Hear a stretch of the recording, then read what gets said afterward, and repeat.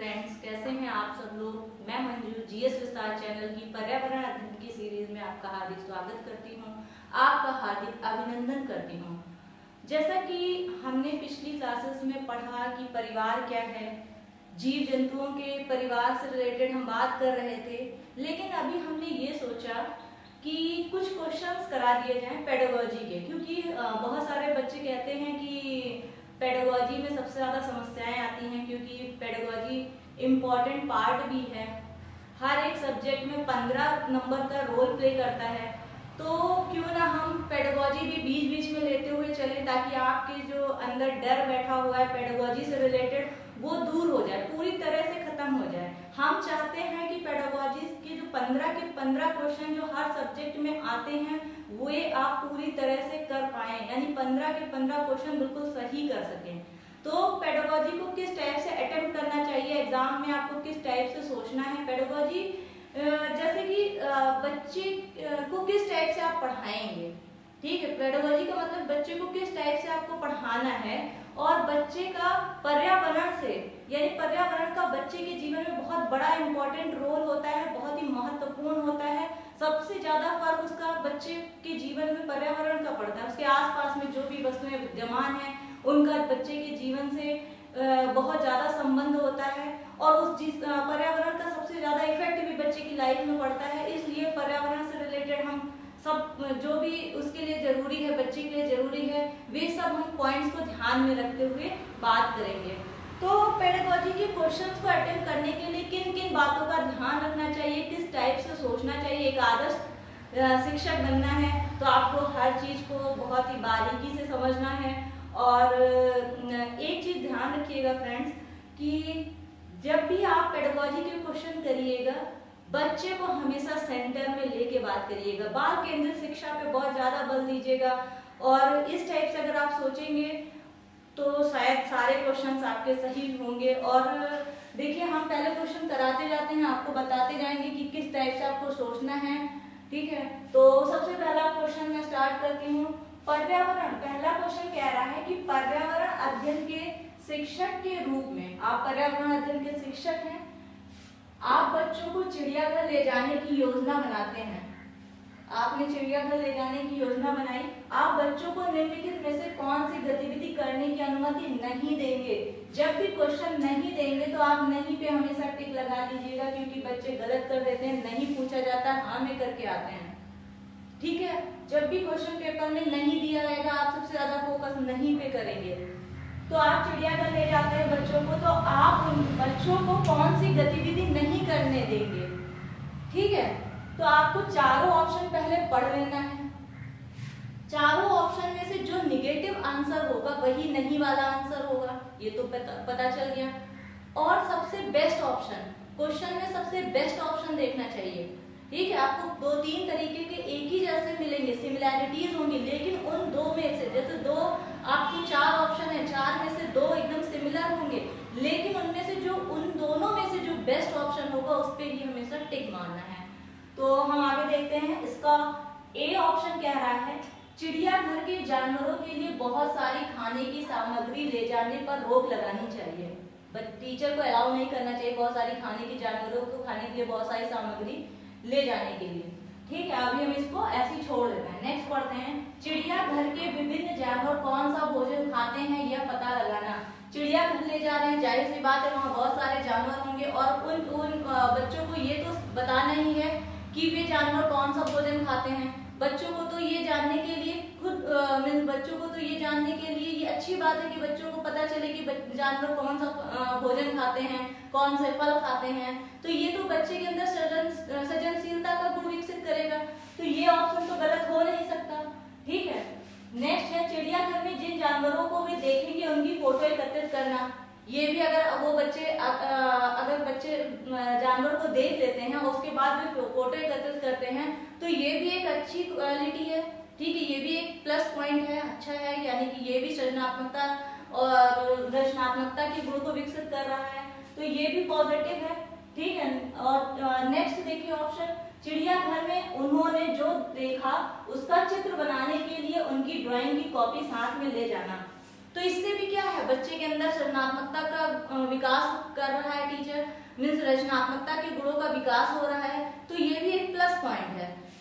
इसमें से जो भी प्लस पॉइंट में आपने देखा कि ये क्या है, प्लस पॉइंट में है, ये भी प्लस में है, ये भी प्लस में है, और इस आंसर को देखिए, चिड़ियाघर के जानवरों के लिए बहुत सारी खाने की सामग्री ले जाना, क्या इसका कोई रचनात्मकता से कोई तात्पर्य है, सृजनात्मकता से कोई तात्पर्य है, बच्चे से रिलेटेड कुछ भी प्लस पॉइंट में आ रहा है, इसका कोई मीन्स इसका कोई भी संबंध हमें बच्चे के भावी जीवन से नहीं मीन्स संबंध स्थापित नहीं हो रहा। बच्चे के भावी जीवन से जिस चीज का संबंध स्थापित होगा वही आंसर सही माना जाएगा, और यहाँ बच्चे के जीवन से इसका कोई रिलेशन नहीं है। मीन्स खाने की सामग्री ले जाने से क्या मतलब है, जानवरों को वहाँ खाना खिलाने के लिए नहीं, बच्चे मीन्स चिड़ियाघर में जो बच्चे जा रहे हैं वो जानवरों के विषय में पता करने जा रहे हैं, जानवर किस टाइप के होते हैं, कौन से जानवर कौन सा भोजन करते हैं, ठीक है, जानवरों की विशेषताएं बताने के लिए टीचर ले जा रहा है। तो यहाँ बच्चे खाना खिलाएंगे, ये सामग्री ले जाने के लिए,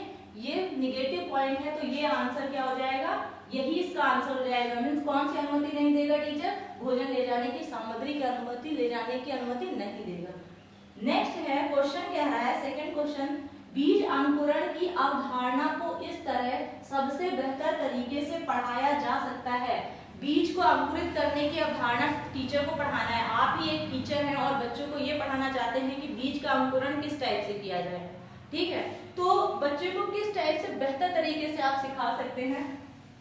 बीज बोने, बीज को बोया, अंकुरण के विभिन्न चरणों का अवलोकन करने, आपने बच्चे को बोला कि बीज लगाओ, और जैसे जैसे वो बड़ा होता है उसका अवलोकन करो, उसको देखो, ठीक है, उसका चित्र बनाने की गतिविधि को निष्पादित करने के लिए कहना, और उसका चित्र बनाओ, जैसे जैसे बड़ा हो रहा है उसी टाइप से बच्चे को क्या करना है, देखते हुए मीन्स उस चीज को देखिए, अवलोकन कीजिए, उसके बाद में क्या कीजिए, ड्राइंग कीजिए, चित्र बनाइए।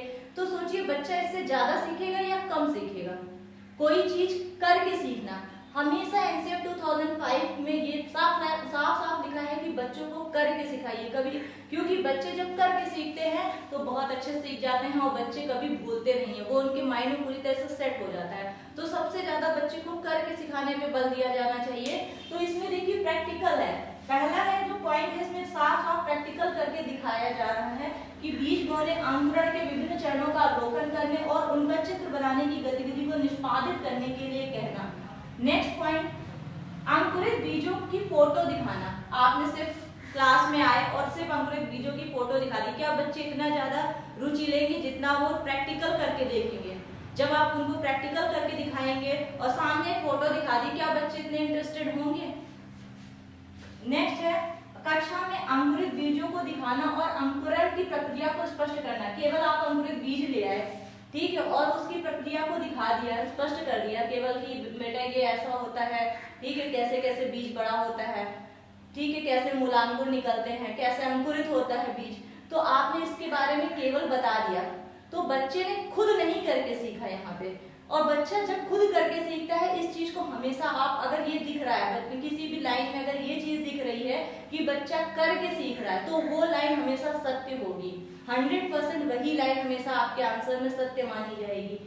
बोर्ड पर चित्र बनाते हुए अंकुरण के चरणों को प्रदर्शित करना, इनमें से कोई, ये सब पॉजिटिव है बट उतने पॉजिटिव नहीं है जितना कि फर्स्ट वाला आंसर। क्योंकि इसमें खुद करके बच्चा सीख रहा है, और जितना बच्चा करके सीखेगा उस आंसर को हमेशा सही मानिएगा।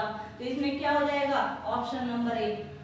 मीन्स आपको लग रहा होगा कि हाँ कुछ समझ में आया होगा कि हाँ इस टाइप से सोचने की एक स्ट्रेटेजी मेंटेन करनी है। तो आगे हम नेक्स्ट क्वेश्चन और देखते हैं।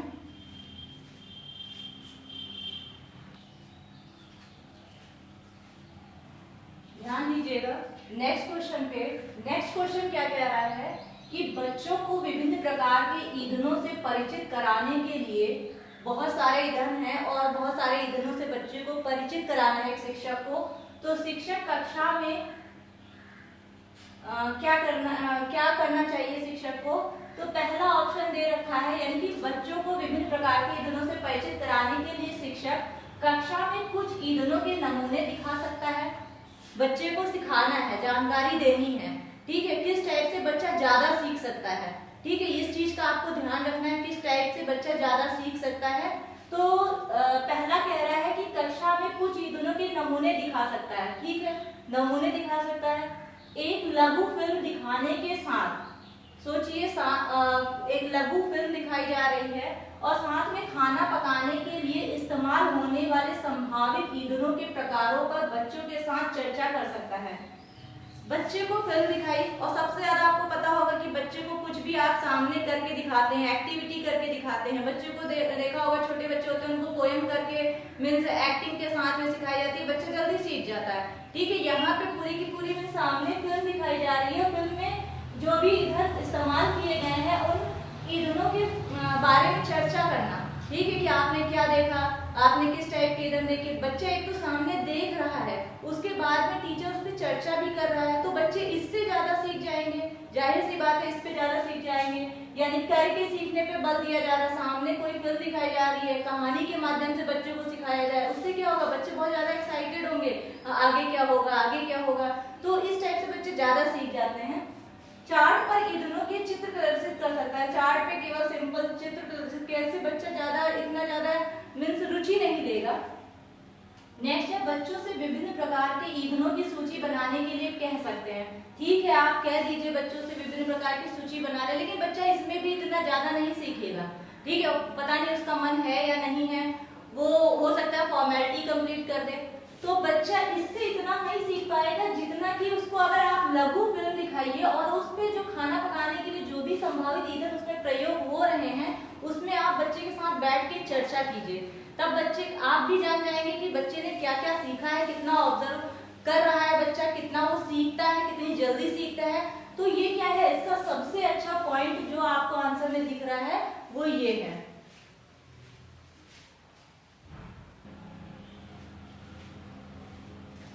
आगे ध्यान दीजिएगा, ये क्या है, क्वेश्चन नंबर 4, ठीक है। क्वेश्चन नंबर 4 क्या है, पर्यावरण अध्ययन की कक्षा में बच्चों के व्यक्तिगत अनुभवों को महत्व देना शिक्षक को लाभ पहुंचाता है। यानी कि आप क्या कर रहे हैं, कक्षा में बच्चों के व्यक्तिगत अनुभवों को महत्व दे रहे हैं, उन्होंने बच्चों ने जो भी अनुभव सीखे हैं उनको आप महत्व दे रहे हैं क्लास में, तो इससे क्या लाभ पहुंच रहा है, देखिए शिक्षक को क्या लाभ पहुंचता है। पहला है, विषय को बच्चों के अनुभव संसार के साथ जोड़ने और विमर्श व सीखने को बढ़ावा देने में, यानी कि जो बच्चों के अनुभव है वो संसार के साथ जोड़ रहे हैं आप, ठीक है, बच्चों के। और हमने बताया है कि हमेशा बाहरी जीवन के वातावरण को अगर बालक के जीवन से जोड़ते हैं तो ये प्लस पॉइंट है, ये पर्यावरण में यही हमें सिखाना भी है, बच्चे के बाहरी वातावरण को बच्चे के जीवन के साथ जोड़ करके हमें बच्चों को क्या करना है, आगे बढ़ाना है। तो ये क्या है, विषय को बच्चों के अनुभव संसार के साथ जोड़ने और विमर्श व सीखने को बढ़ावा देने में, ठीक है। नेक्स्ट है, उसकी ऊर्जा बचाने में, क्योंकि बच्चे बातचीत करना पसंद करते हैं, इससे क्या मतलब है, इससे कोई मतलब नहीं है। नेक्स्ट है, बच्चों के विशिष्ट अनुभवों को जानने में, सिर्फ बच्चे के विशिष्ट अनुभव जानेंगे और बाकी और कुछ नहीं, सिर्फ विशिष्ट अनुभव जानना है, ठीक है। तो ये उतना सही नहीं है जितना कि अभी तक हमें फर्स्ट वाला आंसर लगा है, ठीक।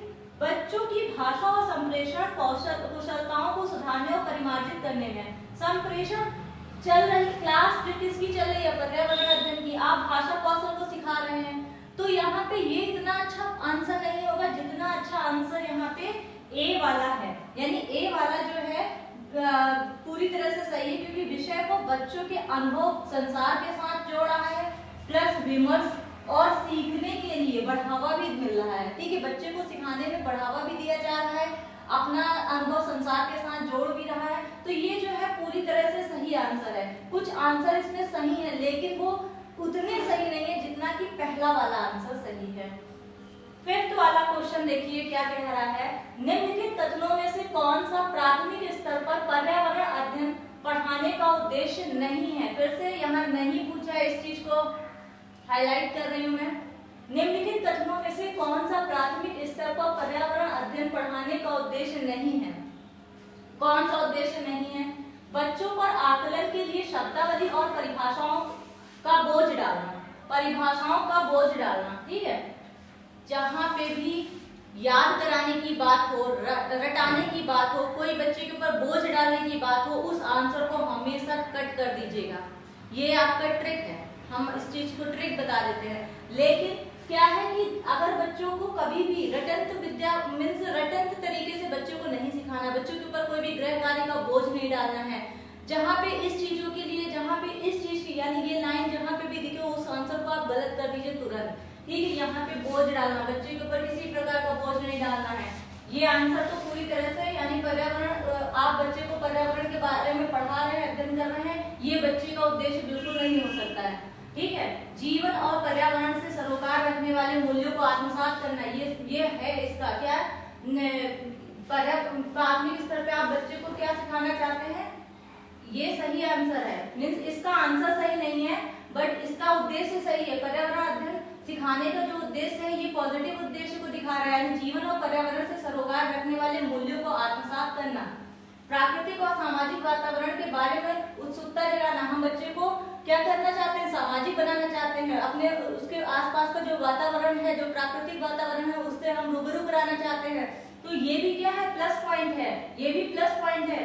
बच्चे को खोजने की क्रियाओं में लगाना, बच्चे को हमें क्या करना है, करके सिखाना ही तो है, करके सिखाने पे बल दिया गया है, तथा व्यवहारिक क्रियाएं करवाना जो संज्ञानात्मक और मनश्चालक कौशलों के विकास में सहायक होती है। बच्चे क्या करें, खुद से करके सीखें, इस चीज पे जोर दिया जाता है। तो पर्यावरण ये भी प्लस पॉइंट है। और इसका निगेटिव पॉइंट क्या है, निगेटिव पॉइंट ये वाला, यानी कि हमें नहीं वाले पे ही आंसर लगाना था, यानी हमारा जो इसमें से आंसर हो जाएगा वो आंसर नंबर ए हो जाएगा।